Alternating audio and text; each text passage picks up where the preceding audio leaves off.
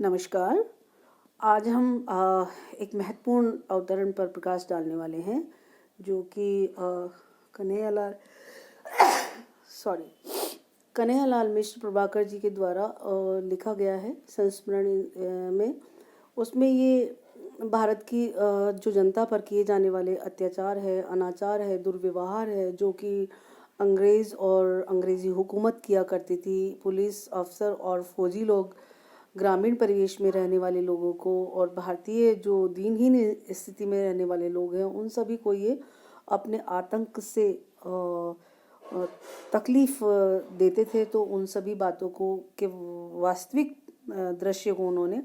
हमारे समक्ष संस्मरण के माध्यम से प्रस्तुत किया है। वो अपने लिखे हुए संस्मरण जो 42 के ज्वार की उन लहरों में से लिया गया है और सन 1942 की अगस्त की क्रांति के दौरान अंग्रेज़ों के जो अत्याचार हुए हैं, जो भारतीय जनता पर उन्होंने अंग्रेज़ों ने किया है, उन अत्याचारों को उन्होंने उल्लेख करते हुए 1947 की स्वतंत्रता की ओर संकेत किया है। हम देखते हैं इसमें उन्होंने इस अवतरण में वो किस प्रकार से अपनी मनोभावों को व्यक्त करते हैं, अपने विचारों को व्यक्त करते हैं। देखिए, 10 अगस्त से 15 अगस्त के बीच की बात है। उस दिन जो बेदर्द और बेहया होकर दनादन गोलियां दाग रहे थे, उन्हें क्या पता था कि आज से ठीक 5 वर्ष बाद 15 अगस्त 1947 को यह बेचारा यूनियन जैक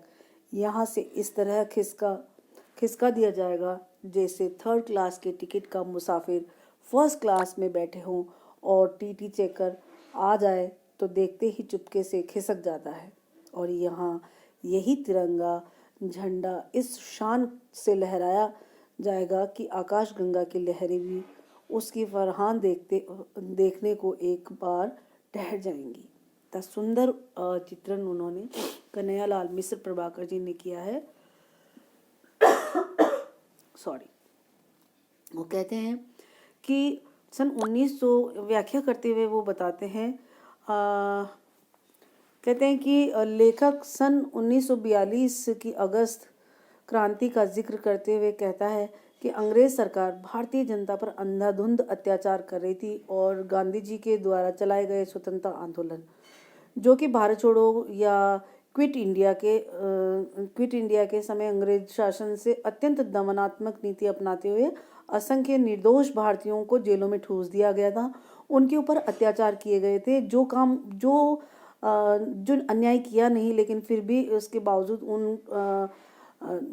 लोगों को जो राष्ट्र के लिए भारत छोड़ो आंदोलन के लिए क्विट इंडिया आंदोलन में जो लगे हुए थे उनको जेलों में बंद कर दिया गया था। तो आम जनता आंदोलन या शांतिपूर्वक प्रदर्शन करती थी तो उन पर भी अंग्रेज बहुत सख्ती करते थे, डंडों से तमंचों से वो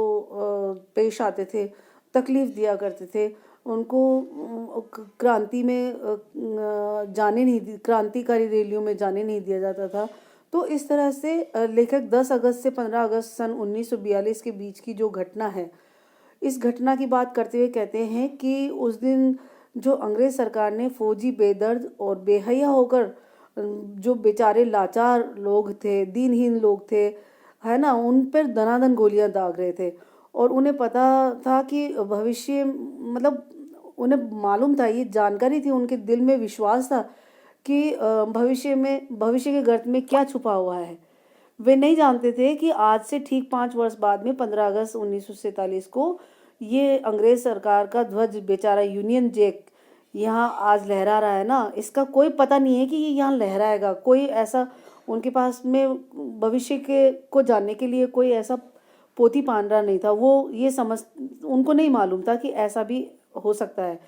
और यहाँ से ये जो ध्वज है ये ऐसे खिसक जाएगा जैसे रेलगाड़ी में थर्ड क्लास का जो मुसाफिर फर्स्ट क्लास के डिब्बे में बैठ जाता हो और टीटी चेकर जो होता है, टीटी चेक करने के लिए आता है और वो देख लेता है कि यहाँ थर्ड क्लास वाला बैठा है, तो टीटी को देख करके जैसे ही वो देखता है तो वो फर्स्ट क्लास में बैठने वाला पैसेंजर है वो अपने आप वहाँ से खिसक जाता है। तो मतलब बड़ा सुंदर सा इसमें उदाहरण लिया है कि यूनियन जैक वहाँ से ऐसे हट जाएगा, उनको किसी को पता भी नहीं था। और शान देश की शान प्यारा तिरंगा शान से लहराएगा, किसी को नहीं मालूम था। लेकिन तिरंगे झंडे की शान और फहरान को देखने अगर ऐसा फहराएगा ना, तो ऐसा होगा कि दुनिया रुक जाएगी उसको देखने के लिए। दुनिया के लोग तो क्या, मानो आकाशगंगा की जो लहरें होती है ना, उनमें भी एकदम शांति छा जाएगी। वो भी उसको एक बार देखने का प्रयास करेगी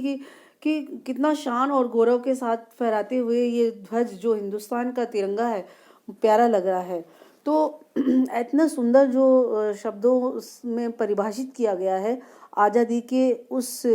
प्रारंभिक अवस्था, जो कि अभी आई भी नहीं थी, जिसका कोई पता भी नहीं था, लेकिन उनकी अनुभूति से उन्होंने वो चित्र बना लिया था कि उनको कितना सुकून होगा, कितना आरामदायक लगेगा, कितना अपना होगा राष्ट्र जब आज़ाद हो जाएगा, अंग्रेज़ों के इस अत्याचार अनाचार से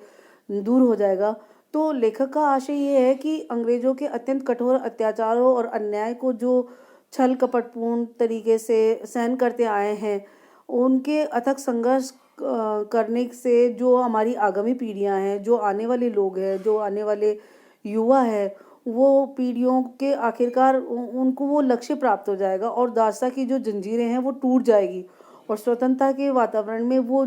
हिंदुस्तानी जो युवा है वो सांस ले सकता है और यूनियन जैक को हटाकर हमारा प्यारा तिरंगा वहाँ पे लहरा सकता है। ऐसी जो सुंदर और जो जो वाकई में मतलब साकार होने वाली जो विचार है, उनको इसमें प्रभाकर साहब ने यहाँ पे व्यक्त करने का सफल प्रयास किया है। और इसके विशेष के बारे में बात करते हैं तो देखते हैं कि लेखक की देशभक्ति की जो भावना है, आज़ादी की जो उमंग है, वो इसमें बहुत ही अच्छी तरह से प्रतिबिंबित होती हुई दिखाई दे रही है। और भाषा के बारे में बात करते हैं तो अंग्रेजी के शब्दों का भी इसमें अच्छे से सरल सुबोध प्रयोग हुआ है, जैसा कि हम आम बोलचाल के शब्दों के साथ में उनको सहजता से स्वीकार कर लेते हैं। और यूनियन जैक की तुलना फर्स्ट क्लास में बैठे हुए थर्ड क्लास के मुसाफिर से किए तो ये बहुत ही सुंदर और सटीक हाँ उदाहरण प्रभाकर साहब ने प्रयोग किया है, जिससे जो ये हमारा संस्मरण है जो वास्तव में उनकी आंखों देखा हाल है, लेकिन हमें बहुत ही मतलब हमारा मन हमारा भाव आकर्षित करने वाला है। और वाकई में देश प्रेम की जो भावना प्रभाकर जी के अंदर उनके मन में जो देखने को मिलती है, वो हमें बहुत ही हमें प्रेरणास्पद है हमारे लिए। आज के लिए बस इतना ही, धन्यवाद।